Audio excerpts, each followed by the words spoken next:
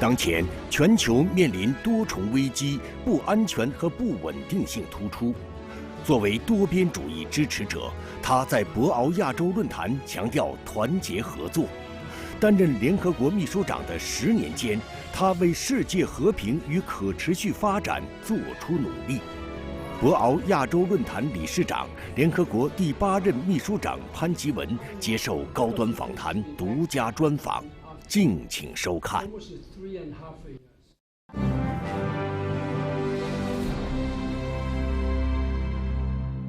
关注国际焦点，洞察世界风云。大家好，欢迎来到本期的高端访谈，我是邹韵。今天我们来到了美丽的海南，即将在这里对话博鳌亚洲论坛理事长潘基文。担任理事长5年的他，如何看待区域与全球合作面临的新机遇和新挑战？曾任联合国第8任秘书长的他，如何思考当今世界正在经历的100年未有之大变局？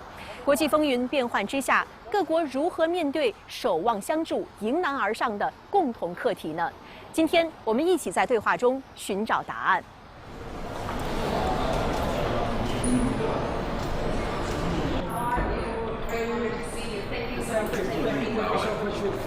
Mr. Ben, thank you so much for taking our interview. Well, it was a great pleasure and honor to meet you here in the beautiful island of Hainan. Well, this year is particularly special given that it is the very first annual conference of Boao Forum for Asia that held fully offline after the COVID-19 pandemic. So how does it feel to be back here? Excited or a sense of deja vu? I'm very much pleased to be back to Hainan after almost 3.5 years. During that time, those blank period, we had to rely on remote virtual conference, but you cannot compare with the real in-person conference together a virtual conference.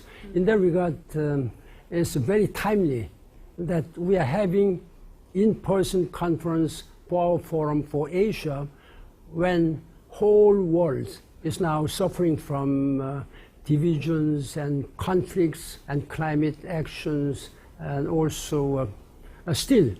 So there are a lot of issues which we have to deal with. I really count on the leaders of the world, be they political or business or civil society leaders. We have to work together and create some global partnership to address global agenda for our future generations. That's the main purpose and my expectation. Well, the theme of this year's forum is on a certain world solidarity and cooperation for development amid challenges. It aims to enhance mutual understanding and driving global recovery after the pandemic. So, Mr. Ben, to you, what are the major challenges and the most pressing issues facing the world? I think we have chosen the right theme, the uncertain world.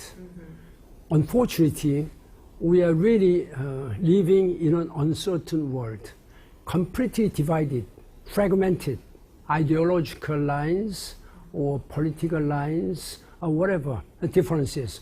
There are so many differences without realizing that we are now facing and fighting against the times. Climate change is fast approaching. People do not understand why they have been they have been hit by all these unprecedented climate events, like huge torrential rains and wildfires and long spell of drought in sub-Saharan areas, etc., etc. Therefore, we have to really be careful and we have to be united to fight back all these crises. That is why the Boao Forum for Asia has a role to play. We are having more than 2,000 political leaders, business leaders, civil society leaders, academicians. So we have to really show our commitment, first of all, then exchange of views and knowledge and experiences. 眼下的世界正处在十字路口，破解全球性挑战，世界迫切希望听到中国声音。博鳌亚洲论坛的召开，让全球治理进入了亚洲时刻。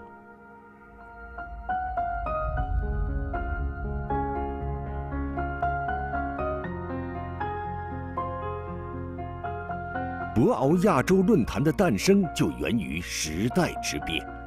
20多年前，亚洲遭受金融危机重创，急需凝聚共识，寻求复苏方案。论坛就此应运而生。从默默无闻的小渔村起航，22年来，博鳌亚洲论坛从小到大，声音由弱到强，在促进亚洲区域合作、推进经济全球化、推动构建人类命运共同体等方面，提出了很多富有价值的方案。立足亚洲，面向世界。如今，博鳌亚洲论坛已成长为兼具亚洲特色和世界影响的高层次对话平台，发展与普惠、治理与安全、区域与全球、当下与未来。它用一个个议题，在不确定的世界中探寻确定性，破解时代之问。One of the most prominent issues that will be discussed by the delegates here at the forum is the cooperation and competition on science and technology. Well, unfortunately, the competition part has been increasingly politicized in some countries in recent years. We've heard a lot about decoupling. We've heard a lot about export restrictions on high-tech products. So how do you see this? And if this trend continues, what are the consequences likely to be? World Forum for Asia was created a little more than 20 years ago. Right. At that time, to promote the economic integration of Asia. Now, with the 20 years having elapsed, while whole world is now changing in terms of political landscape, in terms of climate action, in terms of some divisions, etc.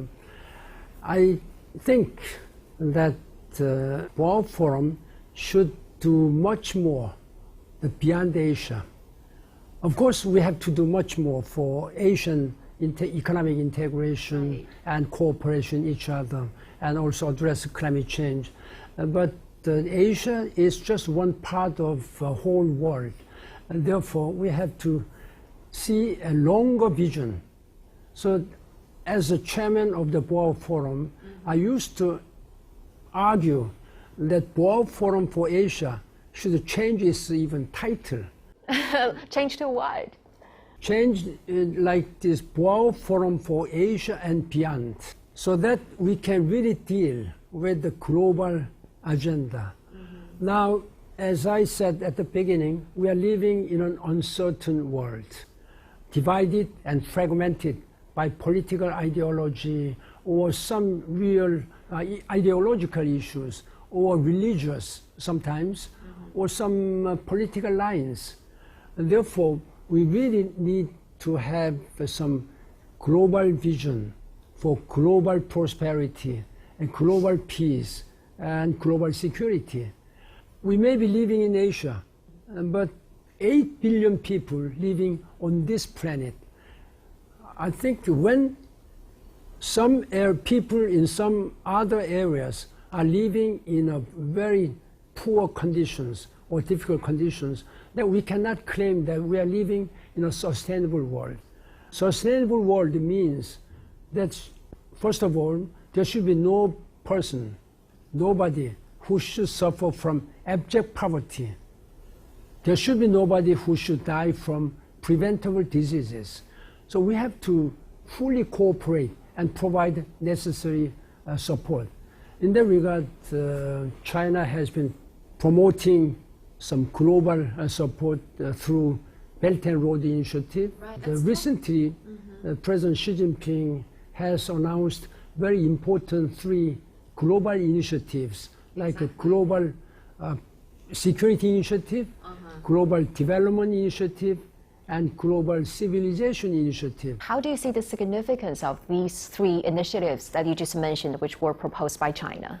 It was an initiative of China, but this is an initiative for global. Of course, China is number 2 economic power of the world. So you have a lot of resources, you have a lot of high education level, and you have a real influence in global politics. But China is just one country among 193. Therefore, I think President Xi Jinping's vision is very much appreciated. I hope that these 3 initiatives really can help other developing countries who really need support so that they can be on board on sustainable path of their life and their succeeding generation. You just mentioned about the Belt and Road Initiative. This year, 2023, marks the 10th anniversary for this initiative, and this is also the topic under the spotlight here at the forum. So what kind of role do you think the initiative has played in strengthening international cooperation as well as bolstering development? I know that this Belt and Road has been appreciated by many countries, particularly those Asian and Middle East and African countries. And it will be very important to have closer consultation with the recipient countries and how and what they are in need of, rather than just providing support. So rather than giving something, just educate and how to train them for them to be able to do their own economic policies and economic development. I think that will be the better way. I know that one of the basic principles and guidelines of Belt and Road is to have a very inclusive consultation with the countries concerned. And I think that is something very good. Early in March, China has helped mediated the restoration of diplomatic relations between Saudi Arabia and Iran. This is a historical step for not only the 2 countries, but also in building a more peaceful global future. So what do you think is the significance of this? I really appreciate and highly commend the role China, under the leadership of President Xi Jinping, had played already. So you know that how divided the Middle Eastern countries. Now Saudi Arabia, the biggest and most powerful Middle Eastern country, decided to normalize their diplomatic relationship under the auspices of China. Then why not with other countries? Then there will be a bigger area living peacefully, more peacefully. Let's talk a little bit about your decade of service at the helm of UN. The very first Secretary General at the UN, Mr. Trakwe, he said, the Secretary General is the most impossible job on earth. But when you worked as the UN chief, your motto back then was to change the impossible mission into possible ones. Well, Mr. Ban, dealing with 193 member states is by no means an easy task. In transforming the impossible job to possible mission, what is the key? I think there is not such an impossible job if we have a strong commitment. So from the beginning of my mandate, I will try to make this impossible job into a possible job. So I really try to look at positive side. I have always been a positive mind. I've been talking to my UN staff. If you don't have any positive mind, positive attitude, you never achieve anything. If you are just disappointed and give up your hope, then nothing can happen. Whether you will be successful or not, you will have to continue to strike until you can achieve something. You may be successful, you may fail, but even though you may fail, if you repeat, then I think you will get support from other people and you will be able to achieve something. This has been my philosophical belief. Yeah. Actually, climate change has always been one of the major issues that top your agenda. And when you worked at UN, you said that, quote unquote here, many people regard me as gentle and soft person, but when it comes to climate, I become much more passionate and sometimes angry. Well, Mr. Ben, I know you have visited so many frontiers of those climate crises. So why the issue of climate change always matter so much to you? The climate change issues has not been given much political attention by the world's political leaders, while scientists, climatologists, they were really fighting to find out how this climate change would affect the humanity as well as our planet Earth. As I said, whenever and when there is an issue of climate, I am really angry because the political leaders, they have not shown much political weight and importance on climate. The most recent report of IPCC said that as we are doing now, then by 2050, then global temperature rise would rise to 2.8 degrees Celsius. That means then that's the end of our humanity. This is catastrophic. This Earth will not be a livable place, first of all. So we have no time to lose. We have to do all. China has promised and pledged 2 years ago that President Xi Jinping said China will hit this carbon neutrality by 2060. President Xi Jinping had announced that China would build to use clean energy.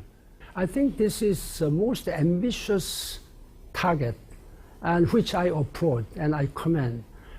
Mr. Ben, when you bid farewell at the end of your term at the UN, you said it's like Cinderella, because everything changes during midnight. So now, over 6 years has passed. So how's your so-called Cinderella life been going? Do you still get up at 4 a.m., just like what you did when you work at the UN? I'm not the Secretary General. Of course, many nights I spent sleepless.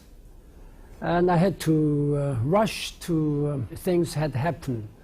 But as a former Secretary General, I send my moral support. That's the difference. But I really appreciate the United Nations and Secretary General and hardworking UN staff who are spending day and night to help those people who are in a difficult situation so that they can receive at least the minimum, the human treatment, human support. Then I'm sometimes very much moved by just unconditional support from many countries. Look at the case in the Turkish earthquake. Yes. Look at the case of a Haitian earthquake. I have seen thousands of people, medical doctors, just rescuers, and just the civilians. They just rushed to Haiti, and they rushed to Turkey. This is humanity. This is what we expect from this world.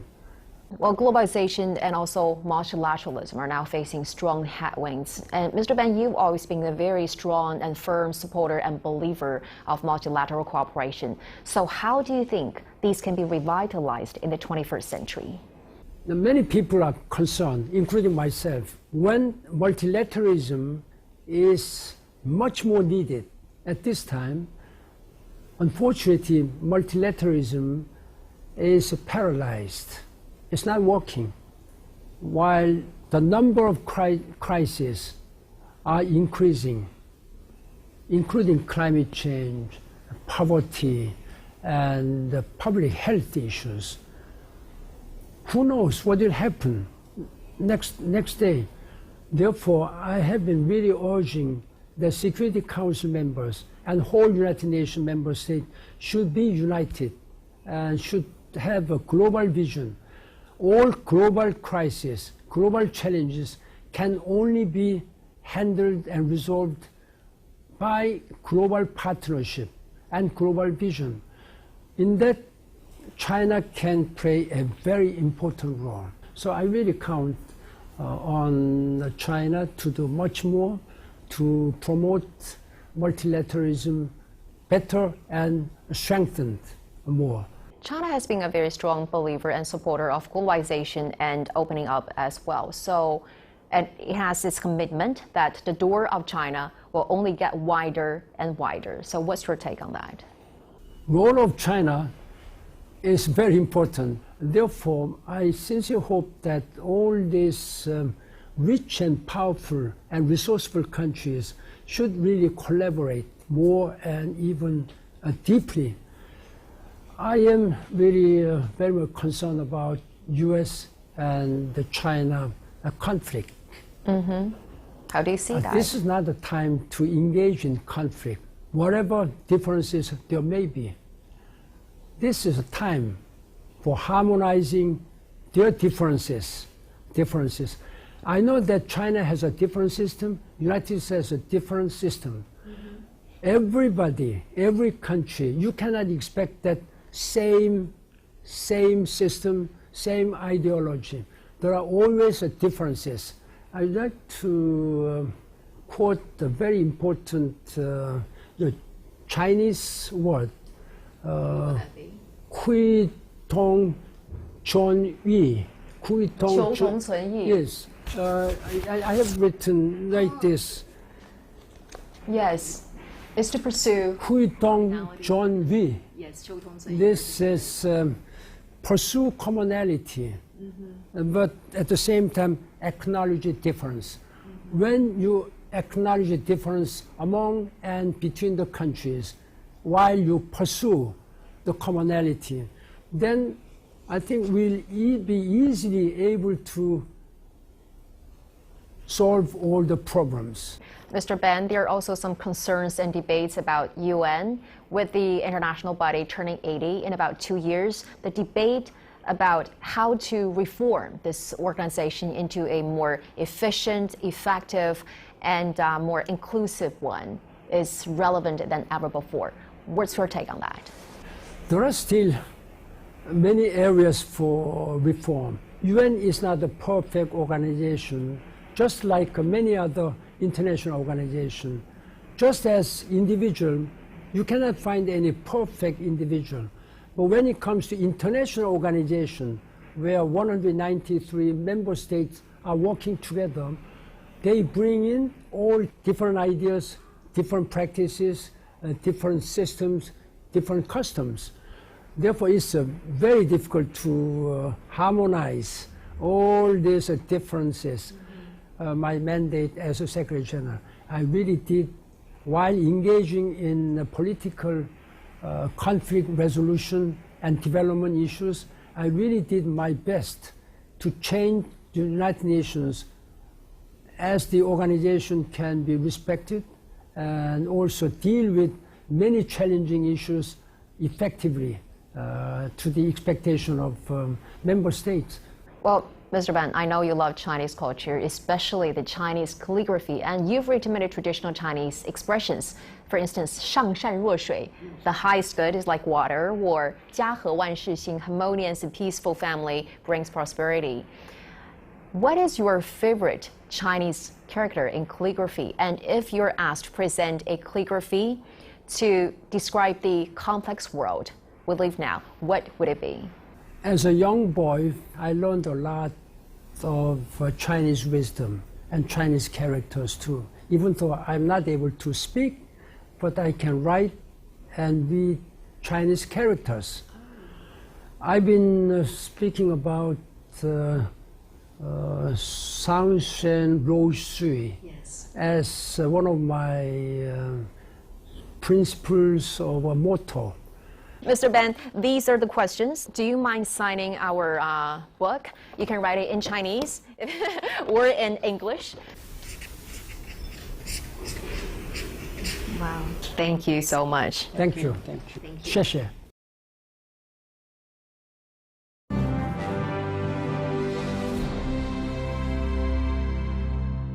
在采访中，潘基文表示，担任联合国秘书长期间，无论身处难民营还是面对融化的冰川，他都心怀希望。如今担任博鳌亚洲论坛理事长，他期待各方借鉴求同存异、和而不同的中国智慧，真诚对话，携手向前。感谢您收看本期的高端访谈，我是邹韵。